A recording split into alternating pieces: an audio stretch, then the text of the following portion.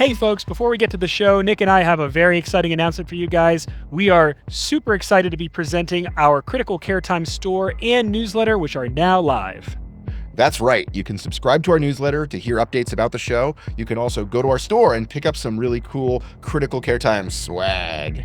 That's right, Nick. So guys, just head on over to the website. That's www.criticalcaretime.com, where you can navigate to the store or sign up for the mailing list. And add yourself to the mailing list. Be sure to do both. Of course, make sure to sign up for both. And on that note, with respect to the newsletter, we're going to have some brief synopses of shows that we've recently recorded. We're going to cherry pick some articles for you and have some comments for you guys to enjoy. And finally, anything we're into, any insights into this, that, or the other, we'll make sure to throw those into the newsletter as well. So get excited. And now, back to the show. I think it's really important to think about assessing the airway and trying to anticipate difficulty so you're prepared for it. And prepared could mean psychologically you're ready for it. It could mean that your team is ready for it. It could also mean that you have the right people and the right equipment in the room to deal with it, and that you have a plan in place. Remember that even if you are careful and even if you use these tools, sometimes you will be surprised, and sometimes in retrospect you'll see clues, but do everything in your power to avoid being surprised by an unanticipated difficult airway.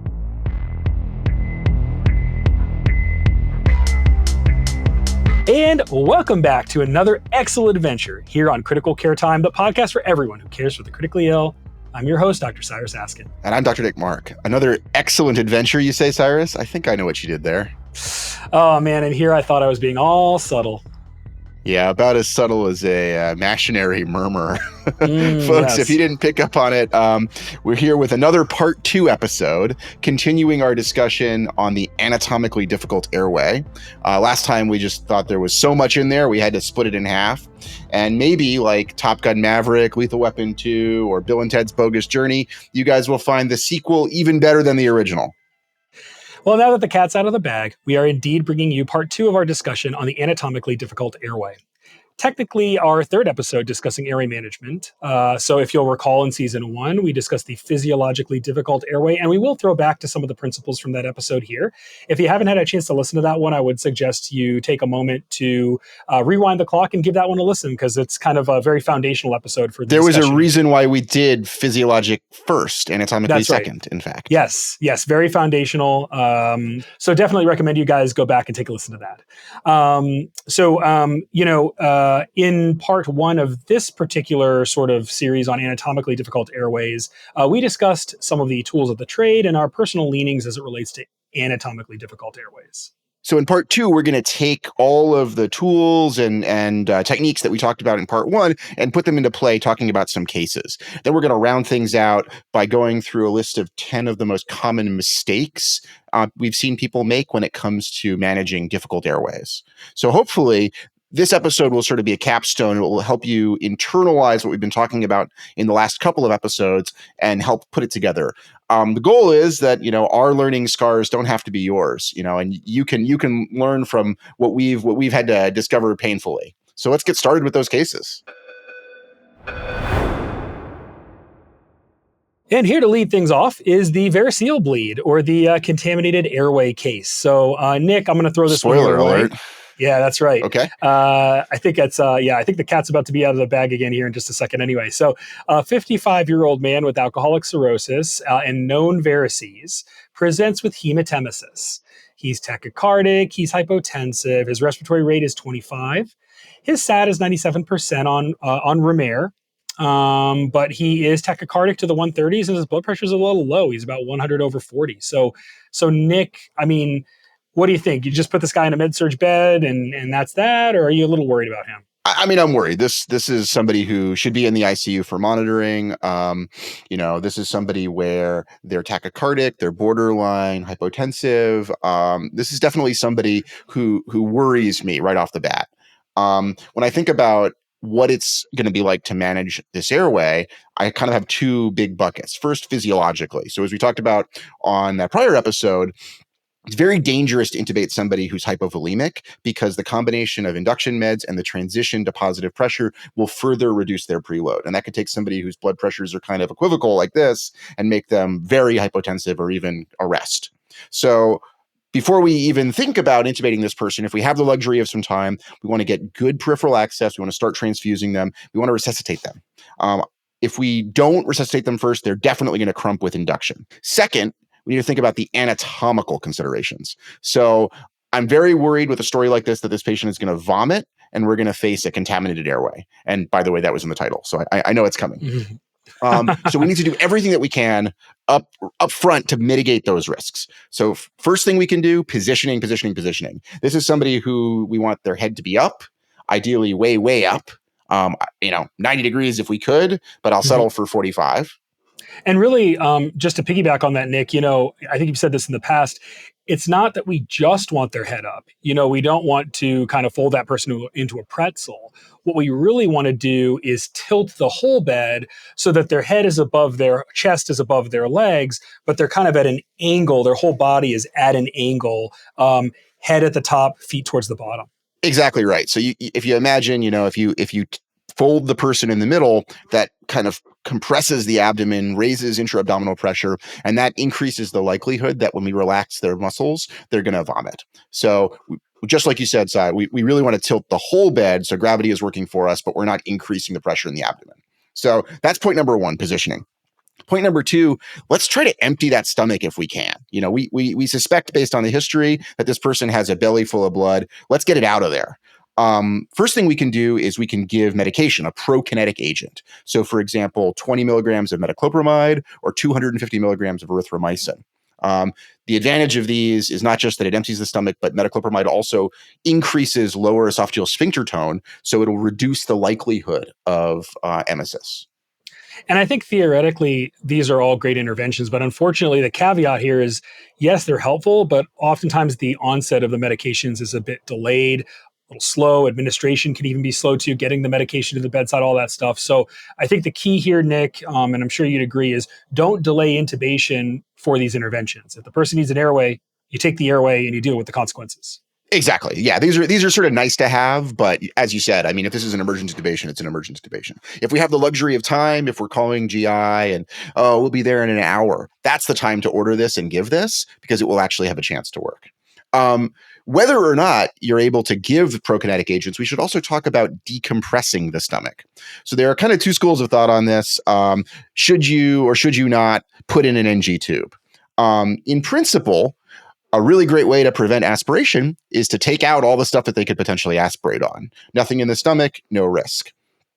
If somebody already has an NG tube in, I'm obviously going to put that on continuous suction. The problem is that even if you have a tube in, it doesn't get everything out of the stomach, first of all. And second of all, putting one in has some risks, right? If you put it in and you make them vomit, you've caused the problem you are hoping to prevent, maybe at a time when you're not really equipped to handle it. Yeah, so that's all I think very valuable. But what about, I remember as a trainee, this was often discussed as the risk of placing an NG tube in the patient with varices, and theoretically you could pass that NG tube, rupture a varix, cause a worsening bleed. Is there any evidence to support that, really? No, this is like one of these myths that just refuses to die. So there's no evidence that placing an NG tube in somebody with varices will rupture the varices. I know a lot of hospital systems, including mine, nurses are not allowed to place NG tubes in the presence of varices, which is kind of like, this really overly cautious thing, but this is a myth. We should probably take it out of the protocols. And if you feel comfortable placing it as a physician, or if your nurses are allowed to, you should just do it if you think it will help. Just like with the prokinetic agents, we don't want to delay an emergent intubation to try one more thing first. If we need to manage the airway, we should manage the airway. If the patient is kind of meta-stable, like here, we have all our suction equipment ready, which we'll talk about in a second, it might be worth trying this. If the patient seems up to it, if you look at them and they've got like a really big nostril that's kind of looking at you, and you or somebody else feels really comfortable with it, I think it's worth a try to place a large bore suction tube. That said, if it goes great, wonderful. If they start choking and gagging, just stop. Don't force the issue. This is a nice to have, not a must have. Mm-hmm. That's a great segue to the next topic, which is be ready for vomiting. That's what we're really worried about in this case. That's what's going to make this a challenging airway. So this is a situation where I want to have at least 2 really big suction catheters, both tested that I know are working. As we talked about back in part 1, suction catheter size, or more specifically the diameter, really does matter here. Now, unfortunately, Critical Care Time is not funded by Big Suction, so we can't recommend a specific brand. But whatever's the biggest you have in your shop is the right one to grab for this. Ideally, a Yankauer or even bigger, Decanto, etc. Remember that we want 2 catheters for a couple of reasons. One is redundancy. If one of them gets clogged with something, you want to have a spare. And second is, as we'll talk about, potentially later in the case, it's nice to have one that you can sort of park in the posterior oropharynx to sort of keep up with the vomiting. I think of this as like a bilge pump in a ship, just like using that to sort of like drain what's coming out. And then you can use the other one to sort of clear your view of the cords. Yeah, it's a sump pump for the oropharynx. It's even called a Salem sump, right? That's right. So it's funny, like, this is all bringing me back to about a month and a half ago when I had an Airway where I kind of like adopted a lot of your strategies that we've talked about in the past. And literally every single one of them I implemented on this single Airway. Had the suction deep in the throat, as deep as I could get it. I had the other one ready to go. One of them, I actually had a third because I had parked the one, and so I wanted to have the 2. And the second one that I was using primarily clogged on parts of the patient's oropharynx that were falling apart in the airway. We'll leave it at that. So that went completely down. So I needed to take the other one because the guy vomited everywhere. And it was just a total disaster of an airway. But we got the airway, I think, because of a lot of these principles that you're sort of underlining here, Nick. So with that all being said, what other tools might you want to use in a case like this? What other tools are available? So I think some people advocate wisely for having a meconium adapter available. So this is the idea here is that you can put it on the end of the endotracheal tube and connect that to suction. So you can basically turn an ET tube into another suction cannula.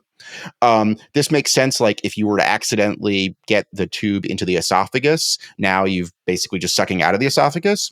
Or if your tube, you don't know where it is, you can suction through it.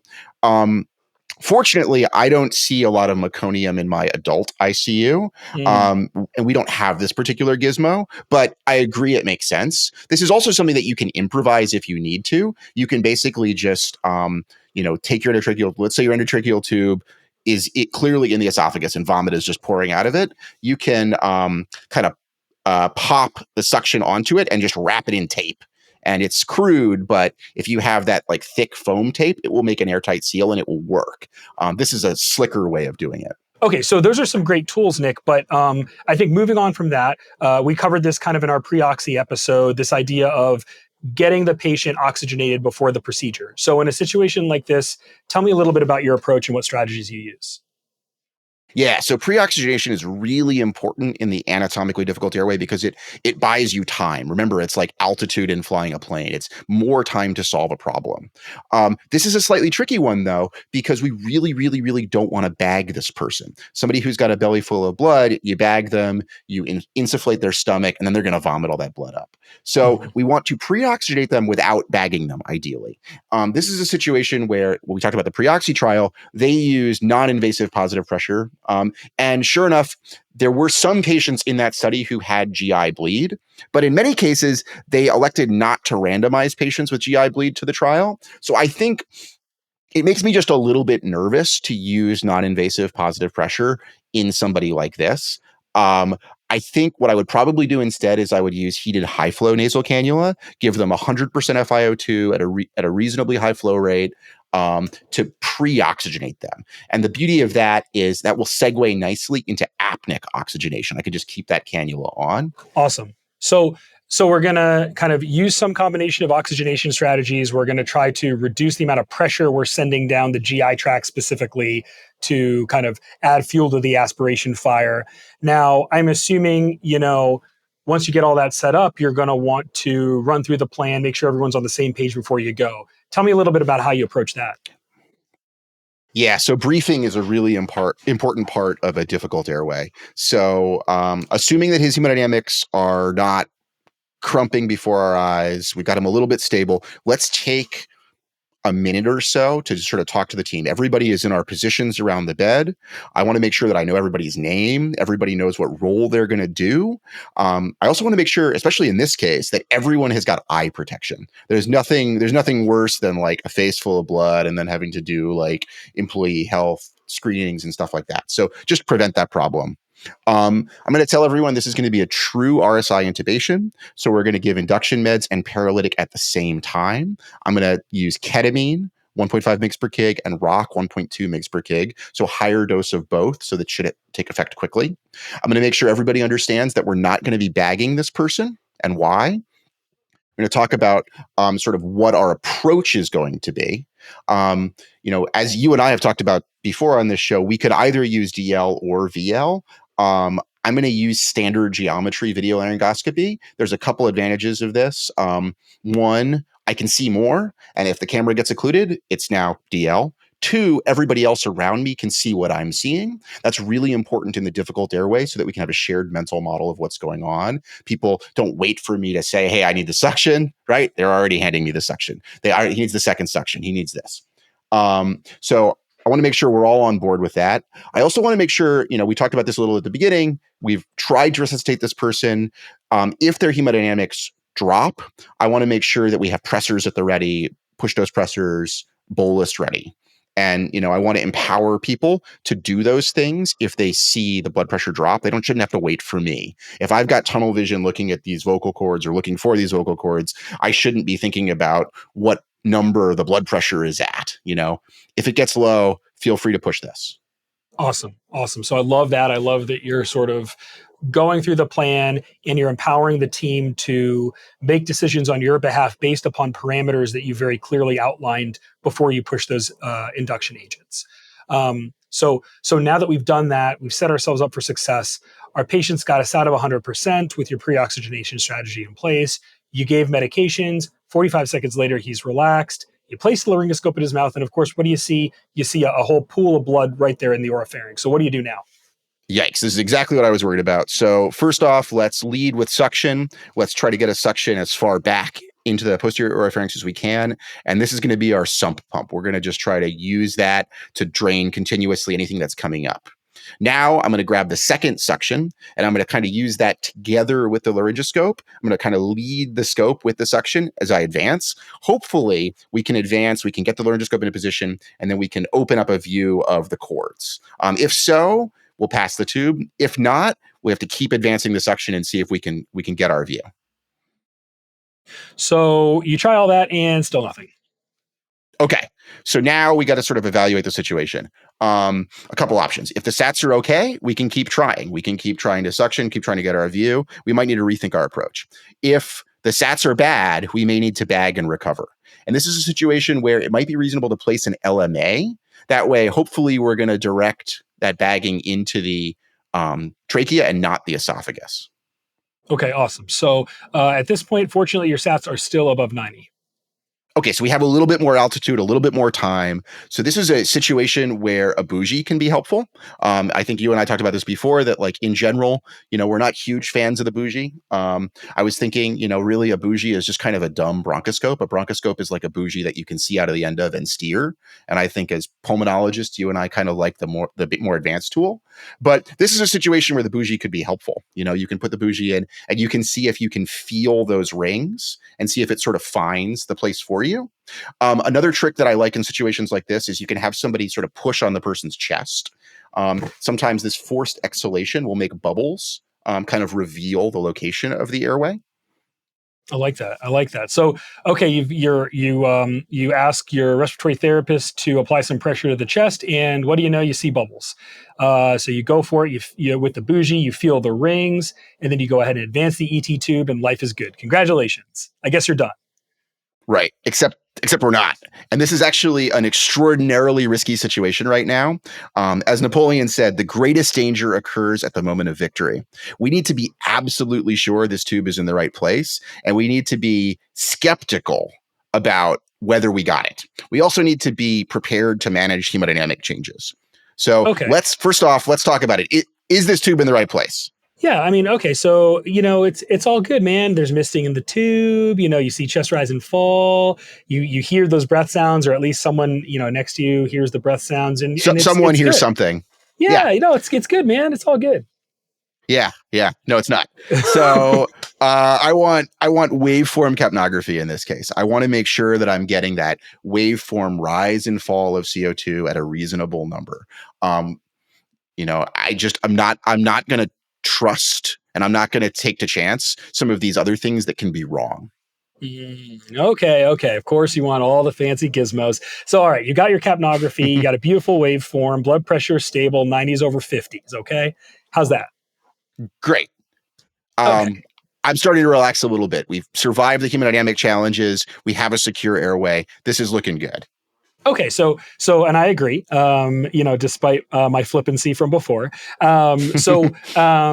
Now, one thing we kind of skipped over is this idea of using a colorimetric capnogram. Any particular reason why you rely on waveform capnography in these situations? Yeah, that's a really good point and a really good question. So there's two ways you can measure end-tidal CO2. One is with this colorimetric capnogram, which is like a little box that goes on the end of the tube that changes color. Basically what that is that's just like litmus paper, that the change in pH due to exhaled CO2, drop in pH makes it turn yellow, and then it turns purple again, and then it turns yellow again. In contrast, we've got different techniques for waveform capnography. This is where you're sucking a little bit of air out of a side stream on the tube, and it's measuring the CO2 content.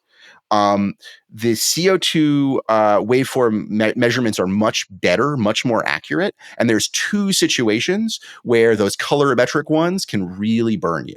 So the first is somebody who's in cardiac arrest, where the end-tidal CO2 is really low and it's not enough to get a color change. So this could conceivably cause you to intubate somebody correctly, but then maybe think you were not in the right place because you didn't see color change. That's bad. The other one, which is maybe even worse, is what can happen in this case. So remember, I said that it's like litmus paper, it's a pH change. Well, what if like some vomit is in the endotracheal tube and some of that vomit gets onto the paper? It will cause the paper to turn yellow, and it will stay yellow. And so this can fool you into thinking I'm in the right place, even though maybe you're not. So basically, this like time-tested device that we all have in our Airway carts that we really like to use can fail into pretty significant situations where you really don't want it to fail. Absolutely, yeah. I would argue that the colorimetric capnograph probably ought to go, get to be retired pretty soon. Oof. I mean, if you have the ability to do waveform, you should choose to do waveform. If you're doing this in a place that doesn't have that, you should know those limitations and be really skeptical. Is it turning yellow and purple? Is it changing? Or is it just kind of fixed yellow? Could there be like a drop of gastric acid on there? Man, I don't know what the people from big old school colorimetric capnography are going to say about that. Big litmus. Big litmus. Yeah, big litmus. So Nick, that was a great case. And I think it touches on a lot of elements from our first episode on the physiologically difficult airway, our second episode where we sort of introduced the anatomically difficult airway. I think it's time to move on to another case, shall we? Absolutely. I've got one for you. Okay. So this is the case of, I'll just spoil it for you, an airway tumor. So you have a 65-year-old man with COPD who has a large laryngeal tumor. He's coughing up small amounts of bright red blood. There's audible airway stridor. He was tachypnic when you first met him. He's now clearly tiring out and becoming progressively hypercapnic and more somnolent. I should add that there's no help from ENT or anesthesia immediately available. It's the middle of the night and you are alone. Okay, so great. So you're kind of in like a community hospital or something like that, maybe a smaller hospital setting, and it's you're the guy or the gal. Okay, so there's a couple challenges here that I think we need to consider. First of all, you're going to have disruption of the normal anatomy in this case. You have a history of, an ENT tumor, and so you're going to need to think about what tools you might need in order to deal with that curveball. Second, not only are you dealing with an anatomic obstruction potentially or something along those lines, but it's not a fixed obstruction in the sense that it's like you aspirated something. This is something that can bleed. This is living, breathing tissue, as it were. And so just kind of like you were discussing, Nick, in the variceal bleed, we need to be ready to deal with a contaminated airway. So really, we've got to plan ahead, be ready to deal with both of these challenges. And we have to be ready also for kind of the psychological burden, if you will, the very real possibility that this person may not be readily intubatable, and we may need to proceed to ePhona in a patient like this. And so in that case, I think there's a couple of things we need to think through. So are we going to do this awake or asleep?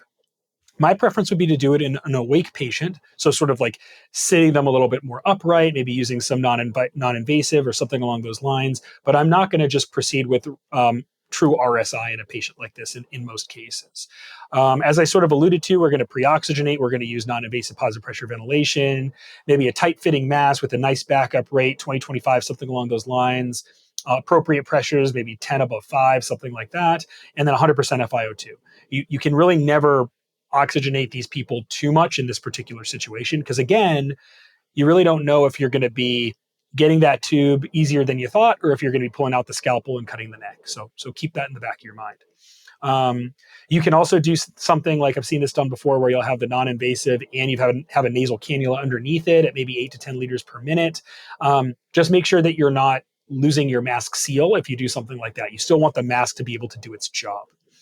And just to clarify, that's for apneic oxygenation. That way, when you take the Yes. mask off, there's still going to be oxygen going in.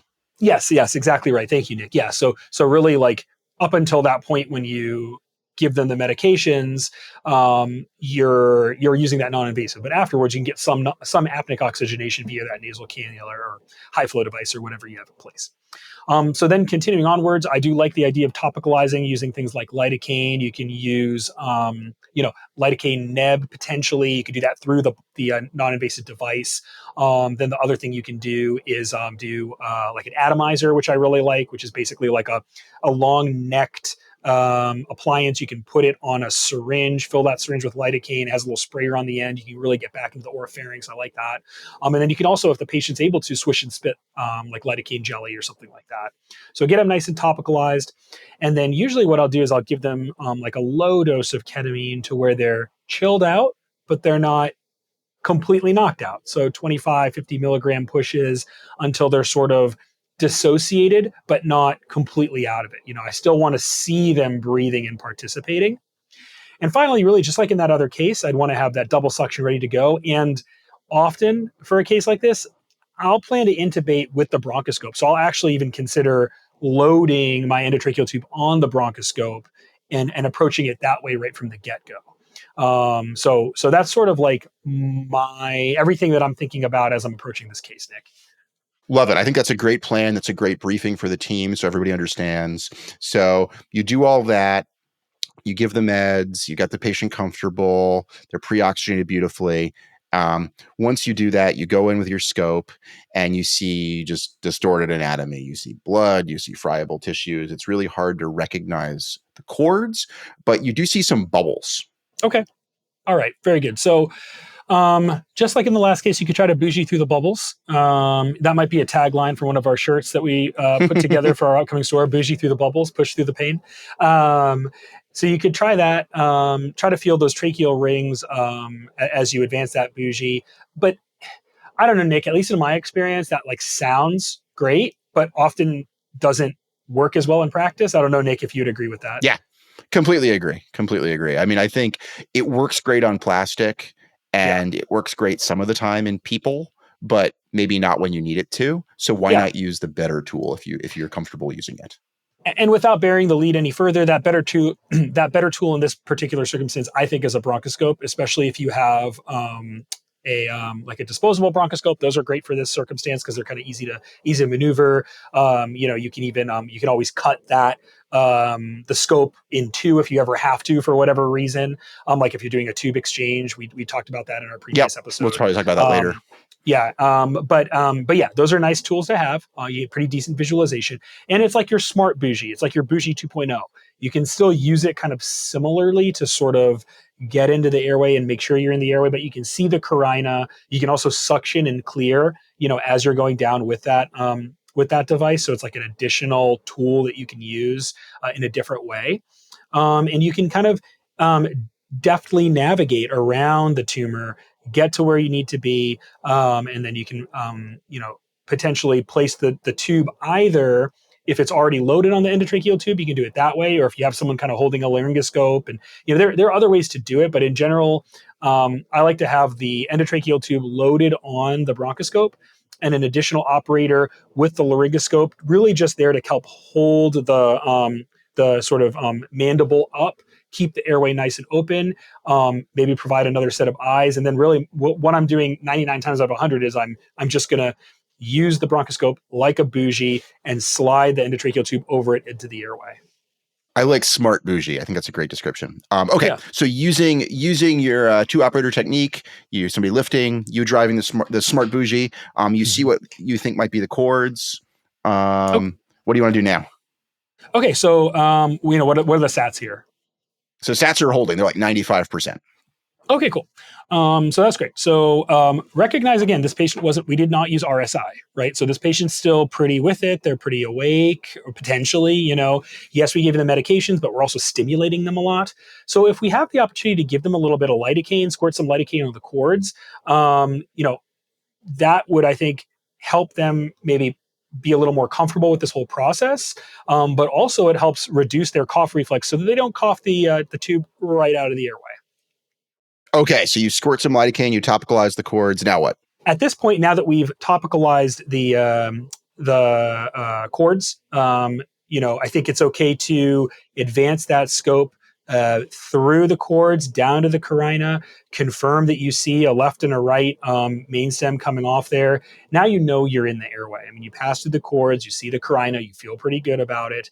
Once you're there, what you want to make sure to do is secure the bronchoscope so it's not sliding in and out, and then take your other hand and slide the tube down the bronchoscope and put it into place. Okay, so you pass the bronchoscope into the trachea without difficulty. You're sure you're in the right place. There's no coughing. You did a great job topicalizing. You go to advance the tube, but you can feel it snagging. What do you do now? Okay. So, this is something I've experienced. It's pretty common to get a little bit of resistance when the tip of that ET tube is passing through the cords. Sometimes you can use, if you're worried about that for whatever reason going into the intubation, you can use what's called a Parker flex tube. It has like a little flange at the tip, so it can almost like navigate a little more easily through a tighter aperture. But if you don't have that loaded, that's okay. You can try to rotate the endotracheal tube counterclockwise, clockwise, or better, basically just whatever you need to do to better align that, align the bevel with the passage. And then the real key, though, is you don't want the bronchoscope to back out. You want to keep the bronchoscope in the airway at the level of the carina, navigate the endotracheal tube around the bronchoscope until you're able to actually slide it into place. And I think something that I've seen people make the mistake of before is they hit resistance and then they try to just turn it. You really want to back the ET tube up a little bit so it's not sitting on the cords, then counterclockwise rotate it, then advance it. That way it turns, the bevel's aligned, and it goes through, as opposed to trying to turn it once it's already snagged. Agreed. Totally agreed. Okay, so you feel the tube slide in. You can now see it in the trachea on the bronchoscope. You can see trachea and tube. So success. Yeah. So again, maybe, hopefully, probably, but let's not celebrate too soon. So in my practice, I've done this a couple different ways. So sometimes right when I've got the bronchoscope at the carina where I want it, that's when I will actually give the sedative and the paralytic. In this case, we didn't do that. We waited until the tube was in place. And so, that's also a reasonable approach. So once the tube's in place, then you give them the sedative and the paralytic.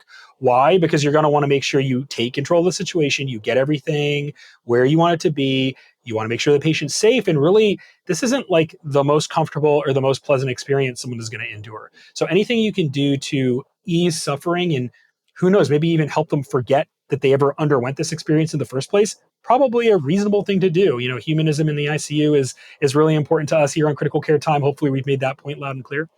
I think reasonable time to push those sedatives and those paralytics. It's even a case where I might lean a little heavier on propofol because it causes a little bit more of a dense amnesia. It's a stronger amnestic, in my opinion, than ketamine. or my favorite, that ketofol combination, like 0.5 to 0.75 mgs per kg of each drug together, can work really well, be hemodynamically neutral. So that's something you might do too. And then rocuronium as your paralytic agent. So just to summarize, so once you're in, now it's time to knock them out and knock out their cough reflex completely. So you're gonna give your meds, and this is actually one of those times when I would maybe think about a benzo too, right? Mm-hmm. Remember that one of the cool things, or not so cool things, about benzos is that they cause amnesia, but they can also cause retrograde amnesia. So giving maybe 2 milligrams of Versed along with this might help them kind of forget the experience, which might be nice. Absolutely. Yeah, totally agree. So great job managing this case. Very nice summary. Any final closing points? Yeah. So I think, remember that in an awake intubation, that cough is your friend to an extent. It is going to protect the airway up until the endotracheal tube is in place. But it quickly kind of goes from friend to foe, because once that endotracheal tube is in place, you run the risk of that patient coughing that endotracheal tube out. And so that's when it's a good idea to make sure your sedative, your amnestic, your paralytic is on board to take that off the table. And you really never want to lose grip of the endotracheal tube and the bronchoscope until you're really ready to do it in a meaningful, purposeful way, and then quickly secure that tube in place. Absolutely. And this is a situation where often I'll explain to somebody that we're just going to put some bracelets on them, some soft restraints, just so there's no danger that they say, whoa, and grab the tube and yank out this tube that you worked so hard to put in. Absolutely. Okay. Excellent case. Should we do another one? Yeah, let's do it. So let's do this one. 55-year-old lady with a history of scleroderma on chronic immunosuppressive therapy is in respiratory failure from a community-acquired pneumonia. And she's coming in. She initially did okay on non-invasive ventilatory strategies, but she's just not looking so great now, and you think you might need to take her airway. So what are your concerns here, Nick? How do you approach this case? All right. So this is a tricky one. There's anatomical and physiologic factors to consider. So scleroderma is characterized by autoimmune inflammation, vascular injury, and fibrosis of the skin and organs. It can make it very difficult to manage the airway for a couple of reasons. First, anatomically, there's fibrosis in the face, which can limit mouth opening. This can make it hard to bag and very difficult or even impossible to get a laryngoscope into the mouth. Second, because there's fibrosis on the skin all over the body, pulse oximetry may not work very well, and vascular access may be difficult. Third, because there's telangiectasias, the mucosa can be friable, which can cause easy airway bleeding. And then finally, because there's esophageal involvement, we have to worry that there's an increased risk for aspiration. So lots of anatomical problems. Physiologically, there are some problems to consider too. So many people with scleroderma have pulmonary involvement. Many of them have pulmonary hypertension. And this can cause serious hemodynamic compromise with induction, either from the medications or from the transition to positive pressure. So we need to be ready to deal with this. Because they may have restrictive lung disease, we may not have as much of a reserve as we may like, and they may desaturate more quickly. Pre-oxygenation is going to be very important, but speed is also going to be key. And we also have to be ready to manage those hemodynamic issues, as we've talked about in prior episodes. All right. So sounds like this is going to be a pretty hard one. Nick, why don't you walk me and walk the audience through how you're going to deal with this? All right. So this is a high risk for a lot of reasons. Like we said, anatomical and physiological together. That makes it very difficult, very risky. This is definitely one where I want backup available if I can get it. That's going to be helpful if we need lots of hands, if we need to try different things, and if we need to progress to an emergency front of neck airway. So let's just try to solve as many problems as we can right off the bat. So physiologically, let's get a working pulse ox. Try the fingers, try the toes. More likely, you're going to need like forehead, ears, something. But get me a number. In terms of medication strategy, let's be really, really gentle. We don't want to crump her blood pressure and make her RV have inadequate preload to pump against that pulmonary resistance. So this is probably a ketamine only situation for induction meds. if there's known or suspected pulmonary hypertension, we should be ready to deal with that. So that might mean being ready to give a bolus, having push dose pressors and infusions ready. This is probably a situation where I'm going to lean more on push dose epi or vaso instead of phenylephrine, given the effects on the pulmonary vasculature. Now, anatomically, what we really came here to discuss. So my really big concern is I'm not going to be able to get a laryngoscope into her mouth. And that if I mess around too much, I'm going to cause bleeding. So this is a really good situation for an awake intubation over a bronchoscope, like what you outlined before. Conceivably, you could do this nasal or oral. A lot will depend on prep and comfort. I would probably go oral in this case because I'm worried in somebody with scleroderma that they're at high risk for epistaxis. And remember that, like, if you take an anatomically difficult airway and you give them a big nosebleed, now you've made it even worse. So just like you said, we topicalize the mouth, maybe nebulize some lidocaine, atomize some lidocaine, swish and spit some lidocaine. Once she's topicalized, we'll pre-ox with non-invasive positive pressure, which it sounds like she's already on.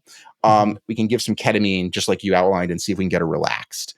Then we'll take our bronchoscope with the tube loaded and the tube lubed, and we're going to take a look in her mouth and try to get it around the corner. Now, one of the things to emphasize here is that, you can use a small bronchoscope, a pediatric scope, and because you don't need a huge suction channel, and you can use a small endotracheal tube. Yeah, you can definitely do that. And I've done that before too in some of these more challenging cases.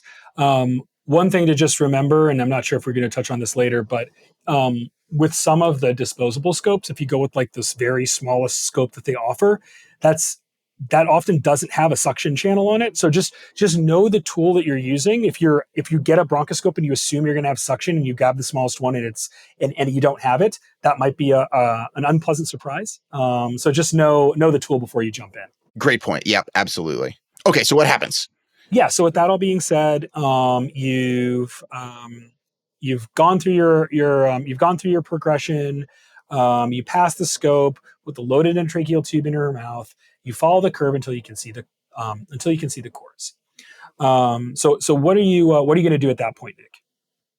So just like what you said, let's see what our sats are. If we have the luxury of, a little bit of time, maybe I'll squirt some lidocaine on the cords first and then proceed. If she's already desaturating, I may just go. And assuming we're just going to go, I'm just going to drive the bronchoscope through the cords, follow with the tube, doing some rotation if necessary. Once I'm through the cords, we can push paralytic and more sedation.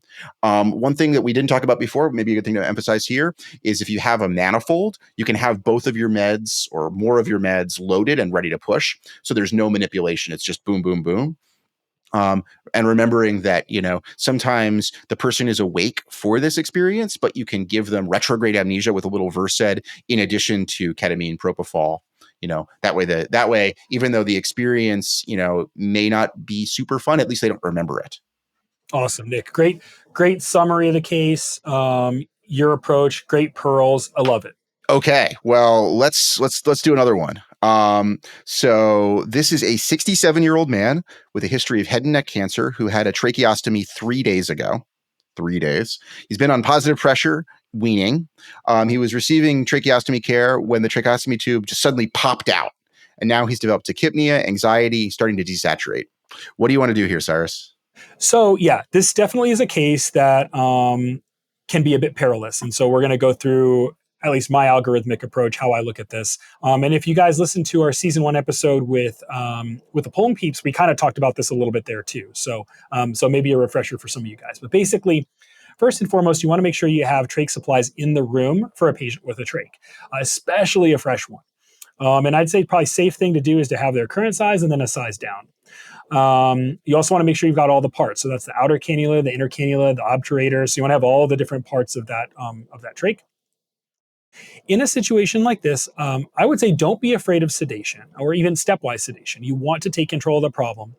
In a patient who's got a fresh trach, who's dependent on that trach, who develops kind of sudden onset respiratory failure because of a dislodgement, as you can imagine, it's a super stressful situation. And if you can give them some anxiolysis, that's going to help them and it's going to help you. It's going to help you help them. Next thing I'm going to say is remember that stoma can be occluded and that can actually play into your favor. So if you or one of your colleagues or respiratory therapist, nurse, whomever is able to cover that stoma, it will allow you to bag from above. If you cover up that stoma, all of a sudden their airway is pretty much the same as your standard airway. Obviously, it's not identical. There are caveats there, but in many ways, it's going to behave just like a regular old airway. So you can do things from above. And that's going to play into our approach here in just a moment. So with all that said, you really have three options. You could blindly reinsert the trach. This is the option I really do not recommend, especially in a trach that is 3 days old. The likelihood that you actually insert that trach into a false lumen is incredibly high. And what I mean by that is kind of you dissect soft tissue and you stick it into a soft tissue plane rather than into the actual trachea itself. So definitely would be very, very, very cautious if I were to do that, if at all. Much more of an appropriate thing to do in someone who has a chronic trach for a long period of time. They're often just kind of like hanging out while you're doing it anyway, so it's a totally different situation. Other things you can do, you could try to load a bronchoscope with the trach to ensure that you're in the right space. This will allow you to directly visualize the lumen of the trachea. Now, it may be time consuming, so there is that element. You might have to bag them for longer from above as you're getting your supplies, but at least it gives you that direct visualization. And then again, we sort of talked about this before. We talked about this a couple times now. If you need to, do a trach exchange, let's say, or even an endotracheal tube exchange for that matter, and you're using a disposable bronchoscope, you don't want to cut your Olympus that's going to cost you like $100,000. You can cut that with a pair of trauma shears and kind of use it as basically a tube exchange catheter. I don't know, Nick, have you ever seen that done where someone's like accidentally traumatized or cut like a durable bronchoscope? I fortunately have not. I've never seen somebody do that, but I have seen those tubes get damaged before. Like if you didn't use a mouth block, and the bean counters get real upset. They really do. Yeah. We try to avoid that if possible. The other thing I'll mention before I hand it off to you, Nick, and kind of see what your thoughts are is, if you don't feel comfortable blindly inserting a new trach tube, which again, totally, as you shouldn't, as you shouldn't, right? And maybe for whatever reason, the bronchoscope's not your cup of tea for, again, whatever reason, you can intubate from above. That tends to be pretty natural for us. And you actually may be able to use that stoma to your advantage because you could actually visualize the tube passing by the stoma. You could see it kind of potentially through the stoma. You could, insert a gloved finger and kind of like check and make sure you feel plastic there. That can be pretty helpful. Of course, if you're going to do this, I would RSI that patient, or even they kind of quote unquote delayed sequence intubation. I would sedate and paralyze that patient if I'm going to take their airway in that manner. And when you've done that, you can also kind of adjust the endotracheal tube by pulling it out towards the mouth to the point where you might see the tip of that endotracheal tube just past the stoma. And then you could insert your trach at that point in time, kind of with greater certainty that you're actually inserting the tracheostomy tube in the appropriate place. I think you hit on a lot of really good points here. And I think one really key question to consider is, why does this person have a trach? Absolutely. Is this somebody who had like a laryngectomy and they're impossible to intubate from above? That's a very different situation. That's a situation where there ought to be signage in the room to tell you that you can't intubate from above, so you don't go and try to do something impossible. On the other hand, was this somebody who maybe was just like hard to wean from the ventilator and they had a trach for that reason? In that case, like you said, intubation from above is a great fallback. Maybe one of the best approaches in this case, because it means you solve the problem and you give yourself lots of time to troubleshoot. Awesome. Any other points, Nick, before we move on to the next case? No, I mean, I think we will undoubtedly have a future episode all about trach emergencies, because there's a lot we can unpack there. But I think, there's really good summary of what to do here. Be afraid of the new trach that dislodges, and remember that if you can intubate from above, that's often the best solution. If you have to replace it, doing so blindly is probably not a great move, but doing it with the help of a bronchoscope is a better move. And then, remember that we had a lot of tips in that Home Peeps episode where we talked about the logistics of how. So you can listen to that for more. Awesome, Nick. Well, we got a couple other kind of quicker cases here as we get towards the end of our time with you guys. We want to make sure we have time to go over our kind of 10 pitfalls and pearls type things here at the end of the episode. So, Nick, let me sling another case your way. Let's say we've got a 44-year-old male who's got a history of seizures. He came in with status epilepticus. He was unable to protect his airway. He ultimately got intubated and was mechanically ventilated while undergoing treatment for about a week or so.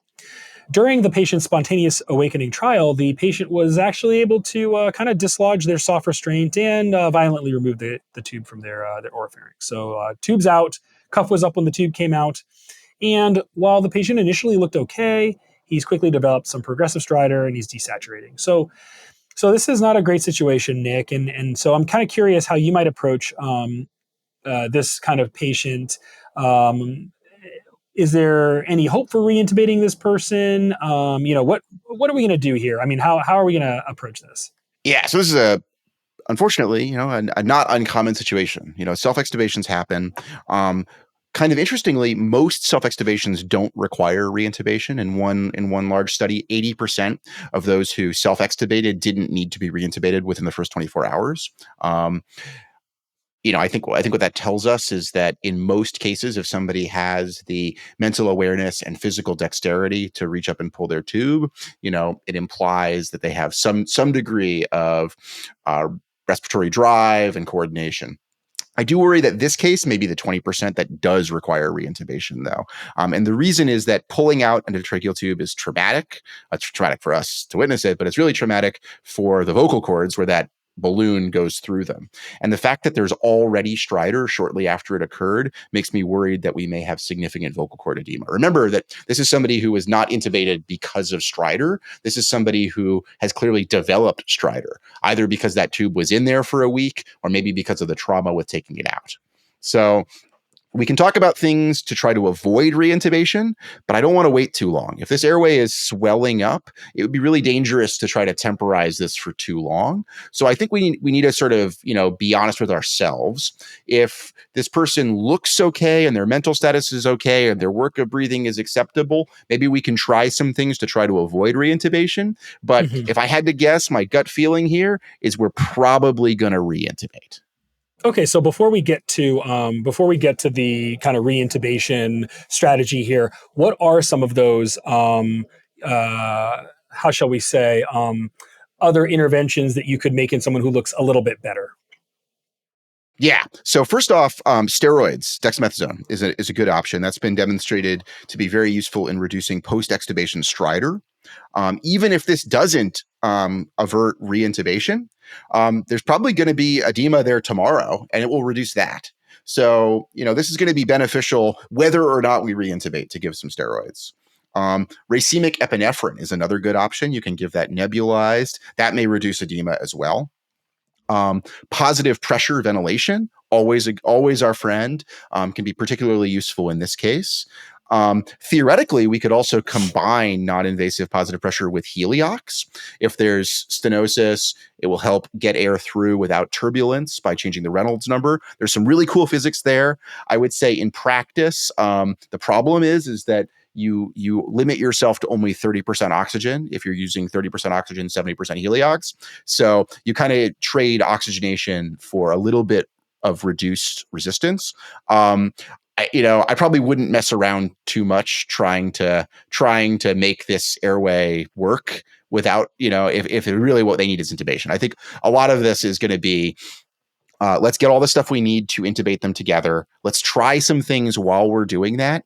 And I'm going to stay at the bedside. And if this person is looking better at 30 minutes, maybe the stridor is diminishing with racemic epi and steroids, I'm going to start relaxing a little bit.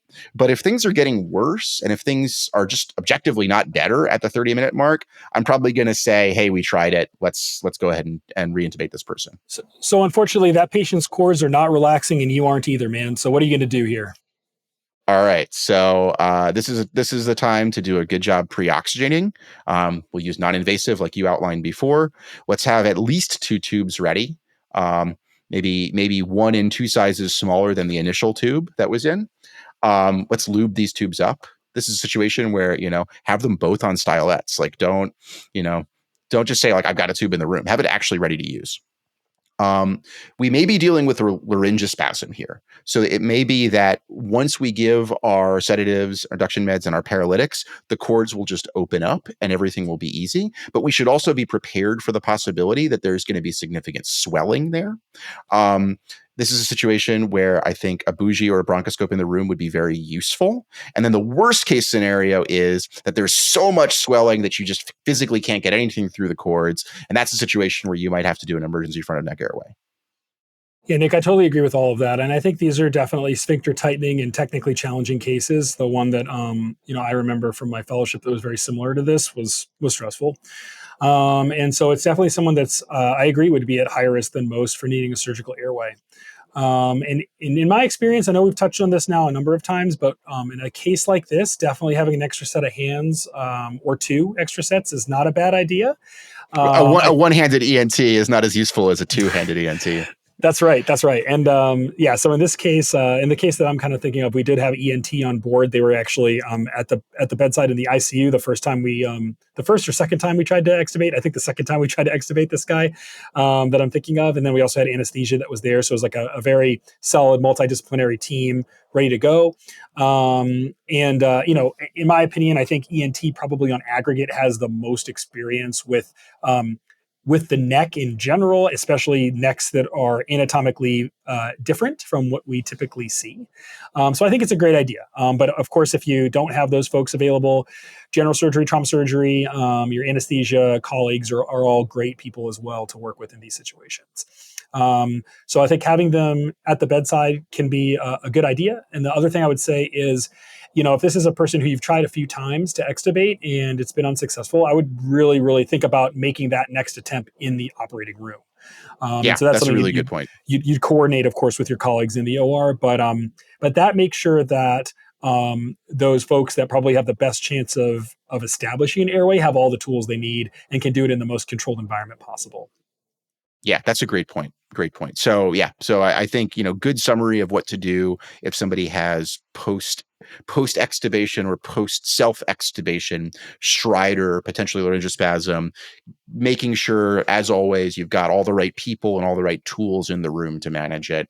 Like I said, most self extubations don't require reintubation, but this case makes me worried. And this is one where, we want to be prepared for a tough one. Absolutely. Okay. One more case for you. So this is going to be a trauma case. So a 22-year-old is brought in by EMS after they were assaulted. You're working in the emergency department when you notice this guy comes in. He's got significant facial trauma. Several teeth are visibly missing. During the primary survey, patient's respiratory status becomes tenuous and they begin to desaturate despite supplemental oxygen. Now they're combative. They're swinging at staff. So not only do you have to take control of the situation in terms of sedation, but you have to secure the airway. So how do you handle this sort of complex, evolving situation? Yeah, so these are always fun ones, right? And they always happen at the worst time possible.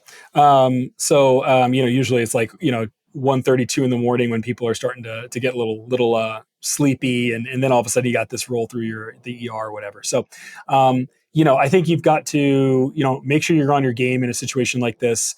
And probably, while we don't often advocate for the use of benzodiazepines on critical care time in critically ill patients, this is a case where I think a few milligrams could go a long way of just kind of getting the situation calmed down, allowing you to take control without completely crushing that patient's respiratory drive.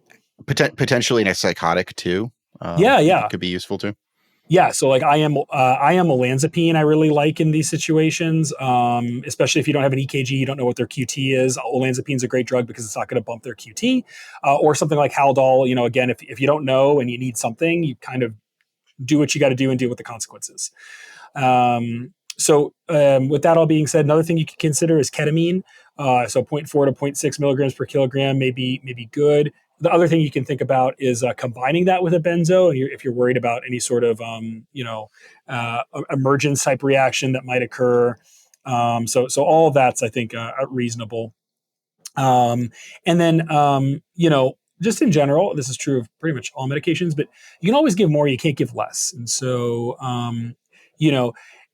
this guy isn't necessarily someone you want to be super aggressive with because you don't really know what you're getting into when you go to intubate him. So you want to create a safe situation for all parties involved, but you don't want to prematurely, let's say, buy yourself an airway before you have all your ducks in a row. So with all that being said, Nick, I'm going to hand it off to you and say, okay, so Okay. once the dust is settled and you've taken some control of the situation, I'm thinking I might want to approach this via nasotracheal intubation. And so I'm curious, Nick, do you want to share some of your thoughts and your perspectives on this? Yeah. So a couple of thoughts. One, got to be careful nasotracheal intubation and trauma. I don't really do a lot of trauma anymore, so I don't see this as much. But you do have to worry about skull fractures with that approach. So assuming you know that that's not the case and you feel like you can do it, I think it is a reasonable option when you have like jaw trauma. Maybe mandible fracture, things that can make it very hard to get into the mouth. Maybe there's swelling, but the nose is still a reasonable option. Unfortunately, many people who are injured in a fight, it also injures their nose. So this may not work in everyone, but when it's an option, it can be a good option. A couple of thoughts. One is use a smaller tube. Obviously, their nose is smaller than their mouth. Lube it up nicely. Have it loaded on the bronchoscope. Try to get their nose as numb as possible. You can squirt lidocaine in. If you have the luxury of a lot of time for a nasotracheal intubation, topical cocaine is a good option as well because it's also vasoconstrictive, so they're less likely to have epistaxis. However you get the nose anesthetized and however much systemic sedation you give, you want to make sure they're tolerating it okay. You're basically gonna slide your bronchoscope in, turn the corner so that you're looking down. Hopefully you see the cords right away. And just like we've talked about earlier in this episode, once you see the cords, if you have time, you want to try to apply some additional topical on the cords, go through the cords, go deep, and then slide your tube down and through. And it's always farther than you think. Like as in the tube is going to be pretty far in if you're using a regular tube. There are specially designed tubes for nasotracheal intubation that are longer. That way the adapter isn't like right at their nose, but you often have to slide it in farther than you think to get it at an appropriate depth. Also, just like we said earlier on this episode, this is a situation where once you're in, you're going to want to transition from that sort of sub or semi-dissociative state to fully dissociated, fully, unconscious and paralyzed. So you want to have your meds ready to go for that. Awesome. One other thing I was going to chime in with, Nick, is Please. I've seen anesthesia do this before. I've kind of done it myself for bronchoscopy that I've done through the nose, but you can do it for airways too, is kind of in line with your cocaine, but also just Afrin. So a few sprays of Afrin can also help cause some vasoconstriction and maybe reduce the likelihood that you're going to have a whole bunch of bleeding when you try to pass that tube. Great point. I think, and to take your point from the last one, this is an all hands on deck situation. This is going to be a team airway, whatever backup you've got available, whether it's ENT, anesthesia, or just another intensivist, you want to have them in the room to help you.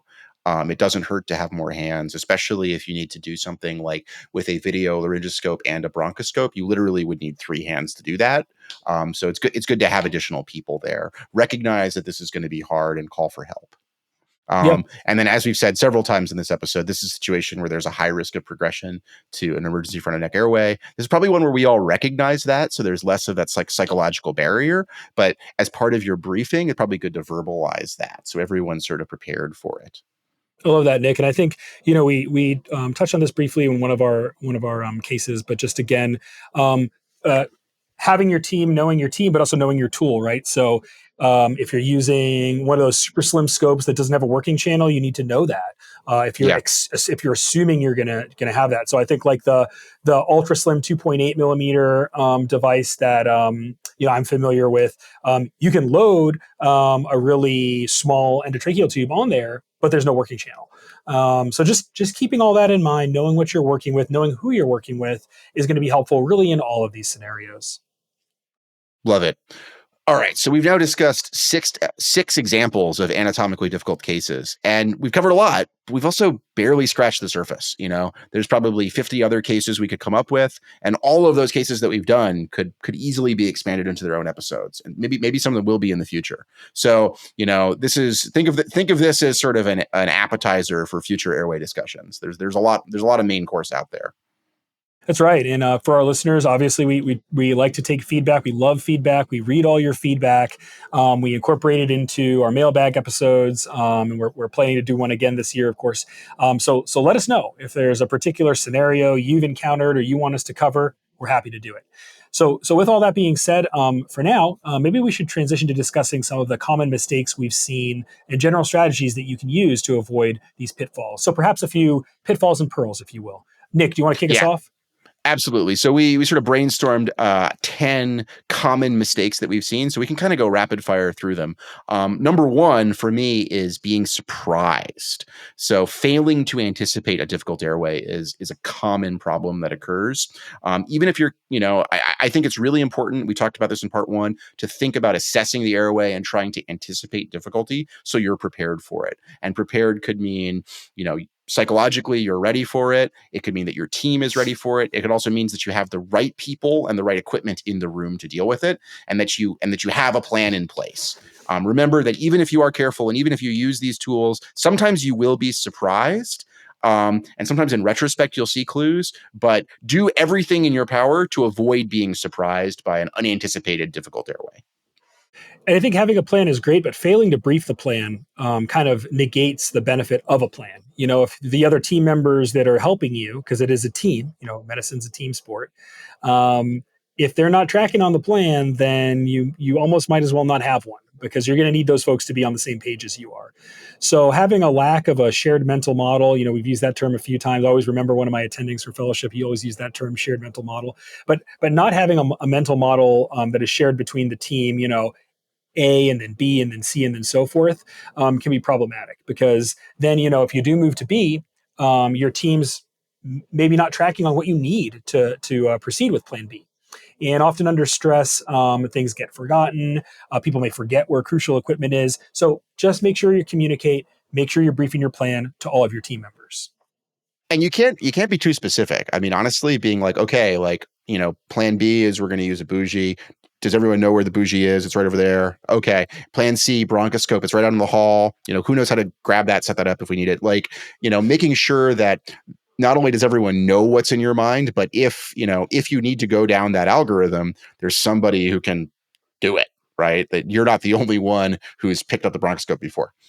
I think number 3 on our list is decision fatigue. So sometimes the problem with airways is there's too many approaches, there's too many gizmos, there's too many things to choose from. There's this thing called the Hick-Hyman law, Hick's law for short, which is that the amount of time to make a choice depends on the number of options, squared. So if there's too many choices, you'll take a long time to choose from them. You can feel decision fatigue. So reduce the number of choices. Think about this in advance. What are the approaches that I actually use, and kind of push the other ones aside. Having fewer options, you'll make choices faster.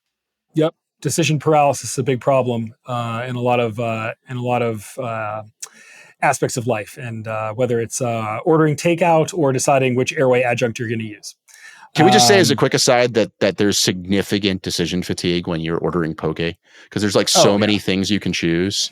I don't know. I feel exhausted after the order. I know, but fortunately you have delicious poke waiting for you on the other end. So can't go wrong. Can't go wrong. Moving on. So sort of this idea of too much perseverance, that's number 4 on our list. And it's the idea of continuing a failing strategy. They say that the definition of insanity is trying the same thing over and over again, despite it not working. And so that can be true with airways as well. Yeah, exactly. I mean, I think, we often talk about how important grit and stick-to-itiveness is, but sometimes, trying over and over again with a failing plan is the worst thing you can do. And this is where it can be very useful to have a structured approach where somebody's like, okay, you've tried twice.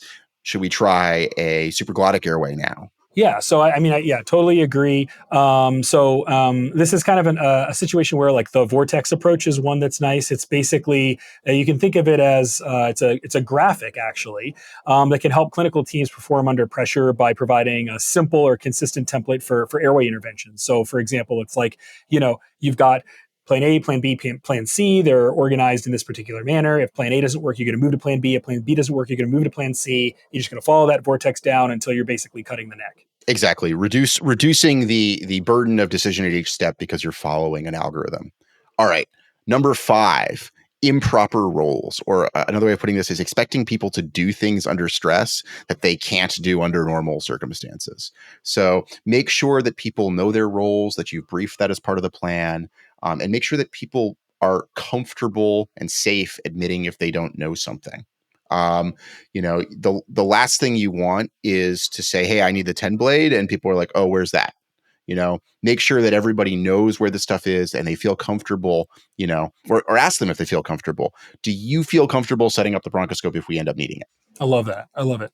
So moving on, we've kind of touched on this pretty much in almost all of the cases. Yeah. Inadequate suction. So Nick, as you say, remember 2 is 1 is one and 1 is none. And the other thing to remember is just like when we're talking about IV access, the diameter of the suction catheter really matters. So that concept is true for delivering fluids and colloids. It's also true for generating suction, especially when you do. Hagen Pusil has entered the chat. Yeah, he has. He always. Yes. Always is the case. I guess it's 2. Is it 2 individuals? I guess. Yeah, I think it's 2. Yeah, it's 2 people. Yeah. I'll have to double. Pusil gets all the credit, though. He does really. Hagen gets shafted. I guess he did form an ice cream company. So yeah, there you go. Is it the same? Really? No. It's not. Actually, Häagen-Dazs is like a made up word. Apparently, like it doesn't even mean anything in German. I don't know, just branding.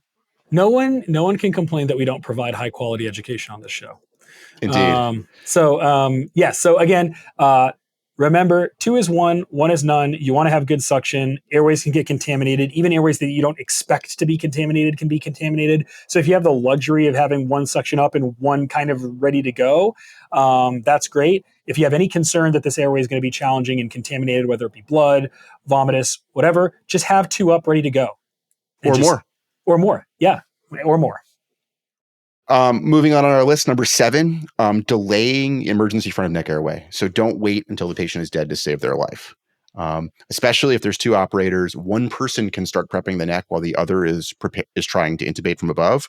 I think, this is a situation where people often wait far too long. They wait until the person has been coding for several minutes before moving to this. It makes sense as part of your briefing to verbalize the criteria to cut.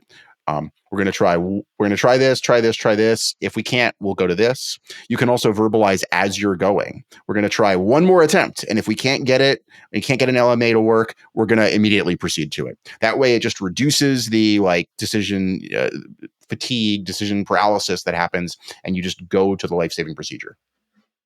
Excellent. Totally agree, Nick. Moving on. Another concern that I have, another pitfall, is inadequate training. So if you've really never simulated something, it's very possible that you're going to struggle to do it under stress.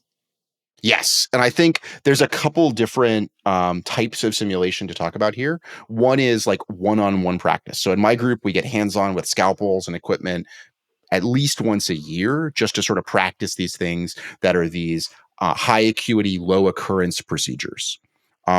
A second thing, so that's one-on-one practice where you're comfortable holding this stuff. Another one is group sessions. Practice your team's approach to difficult airways, assigning roles, delegating, etc. And then third, I think this is actually maybe the most important in some respects, is this idea that it's great to have like $1 million sim center with fancy mannequins and stuff, but we actually we ship from the factory with our own simulator built in, right? Which is our brain. You can imagine situations and you can say to yourself, what would I do if? And, something that I often do, like, especially if I'm on call and there's nothing going on and I just like put my head down for a few minutes, is I'll just sort of imagine like a situation, like, what would I do if this happened? What would I do if that happened? And sort of mentally rehearse the possibilities. You have the ability to simulate with great fidelity in your brain the worst case situations. So use that simulator. Absolutely. Totally agree. And I love that idea. We could do a whole episode on that, actually, like just like simulation, mental simulation, et cetera. Yeah. Yeah. Yeah. And I think, just to underline this point, and I'm kind of envisioning that scene from The Office, or that quote from The Office, where like Michael Scott steals the Wayne Gretzky quote as his own quote. And I think we could probably do that for a shirt as well. I don't know. I'm really thinking about the store today. But, Nick, as you always say, but I'm sure this is someone else that we're just quoting here. I probably stole it, yeah. For sure. When stressful situations arise, we don't rise to the level of our training, but typically we fall to the level of our experience. So sim training and patient encounters are critical to narrow that delta between training and experience. So, training a difficult airway once versus 100 times, for example, is a way to narrow that gap. So it's all about preparing yourself and being ready for when that episode does arise on your horizon and you need to tackle it full on. Love it. Yeah. I think another problem, another pitfall, number 9 on our list, is failing to debrief. So as they say, like, learning happens in the debrief. If you do difficult airways rarely, you really need to talk about them afterwards so that you can all learn from them. I think this, there's different types of debriefing. You could have like an M&M where you talk with like all of your colleagues in a more formal setting, review the case. That's good. But it can also be just a sort of informal, like, couple of minutes afterwards before everyone disperses and goes back to work. You talk about it. That can be really helpful for people to internalize the experience and to improve their skills from it. It's also a good way for you to sort of verbalize the things that you didn't expect, and sort of put a marker down, like, hey, I didn't see this coming. I'm glad we had this. It's also a really good way to sort of like de-stress after what was a stressful situation. Absolutely. And that brings us to number 10, this idea of hubris or excessive pride. So if you think it's going to be tough and you might need to cut the neck, let's say, you could very well benefit from an extra set of hands or an extra few sets of hands. And just ask. People are typically very willing and happy to help in situations like this. You don't really get, as I like to say, you don't get extra doctor points for being the lone operator at the head of the bed when your patient arrests because you didn't ask for help when you thought you'd need it. So what you may get, though, is the privilege of pronouncing that patient dead. And so instead, I would say listen to the voice in the pit of your stomach that's telling you things might get hairy, and get back up early. Check your ego at the door. Now, this doesn't mean we want to cede all responsibility for codes, for airways, for everything to other people. We are airway operators as intensivists. We need to own that. We need to hone that skill. And in many cases, where we may be the best people for the job. We may be the most experienced operators in the hospital. But sometimes there are other people that bring more skills to the table, more experience to the table. And those are people you want on your team when things get hairy. So I would say what we're advocating for here is using a team-based approach when your pre-test probability for badness is high. Completely agree. And remember that, in a very challenging situation, you almost want somebody to be managing the physiology and someone else or 2 other people to be managing the anatomy, right? So having a village there to help can really make a big difference, especially in these hard cases. All right, so today we completed our discussion of the anatomically difficult airway. Hopefully you guys enjoyed and learned from our case-based discussion and the 10 sort of pitfalls / pearls, mostly pitfalls followed by pearls, that we finished kind of going through here. We turned some lemons into lemonade there, yeah. Absolutely. And who doesn't love a good glass of lemonade? I guess if you have a lemon allergy, I don't know. Citrus allergy. Citrus allergy, right. So I think our biggest takeaways here are be familiar with your team. Be familiar with your tools. And those tools are not just the physical tools, but also the tools that you can use to assess your patient before you even begin that airway, things we talked about in the first part of this episode. Really, planning is everything. Okay, planning is super important. We kind of touched on this a few times during the show, and particularly in this episode. having those mental models and planning ahead of time is super helpful for what you called, Nick, those halo procedures, kind of high acuity, low occurrence procedures. Definitely a reasonable thing to think through those when you're having a hard time getting to sleep or something like that. Totally. It's great. It's a great way to, either, fall asleep thinking about work or give yourself nightmares. But in reality, I mean, it's a good way to sort of think through what you would do and to be prepared, and sometimes, being hands-on with equipment is important, but being mentally prepared is maybe the most important skill to cultivate. Agree. Completely agree. So I'm glad we were able to put another plug in for that idea of mental simulation, physical simulation, planning, all those things. Those are recurring themes in critical care. Very powerful tools indeed. Anyway, as always, if you want to learn more about this or other topics we've covered, you should check out our show notes on the website, www.criticalcaretime.com. And while you're there, you can subscribe to our mailing list or leave a comment. And we are at the part of the show where we like to say thanks. Thanks to everybody who left us comments, reviews, shout out on social media. Especially thanks to the people who left us a 5-star review on their favorite podcast app. We read them. We like them. It makes us happy. It warms our hearts. And importantly, it helps other people find the show. The more comments and 5-star ratings out there. We love hearing from you. Tweet or X at us at CritCareTime, at Nick M. Mark, at Askins Razor. We're also on Instagram, Threads, and YouTube. That's right. And of course, we'd be remiss if we did not thank our sponsor, C-Star Medical. So we're fortunate and grateful that this episode and all episodes of Season 2 of Critical Care Time are sponsored by C-Star Medical. C-Star Medical is advancing the science of cell-directed extracorporeal therapy to help restore the balance of a dysregulated immune system in acute kidney injury and sepsis. Check out their website, cstarmedical.com, to learn more. We'd also like to say a big thanks to all the members of our team who make this possible. Thanks to the production folks over at Podpaste. Thanks to Kurt Belknap for our awesome theme music. And thank you all for listening. That's right. And just so you guys know, quick disclaimer here, the views expressed within this podcast and any associated media do not necessarily reflect the views of our employers. All references to patients or encounters have been modified to be HIPAA compliant, and thus any similarities to real-world cases are purely coincidental.